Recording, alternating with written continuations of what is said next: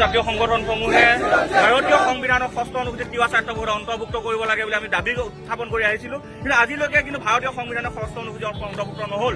অসম চৰকাৰে কেবিনেট সিদ্ধান্ত গ্ৰহণ কৰিলে যে তিৱা ৰাভা মিচিঙক মানে স্বায়ত্ব পৰিষদক সাংবিধানিক মৰ্যাদা প্ৰদান কৰা হ'ব। কিন্তু আজিলৈকে কিন্তু সেই সাংবিধানিক মৰ্যাদা প্ৰদান কৰা বিষয়টো জাতীয় সংগঠন তিৱা স্বায়ত্ব পৰিষদক কিন্তু আজিলৈ অৱগত নকৰিলে আৰু কেন্দ্ৰীয় চৰকাৰে প্ৰেৰণ কৰিলে নাই এই প্ৰস্তাৱ কিন্তু আজিলৈকে আমাক অৱগত নকৰিলে। গতিকে অতি সোনকালে তেখেতসকলে কেবিনেট সিদ্ধান্ত সেই কেবিনেট তেখেতসকলে কেন্দ্ৰীয় চৰকাৰলৈ প্ৰেৰণ কৰক।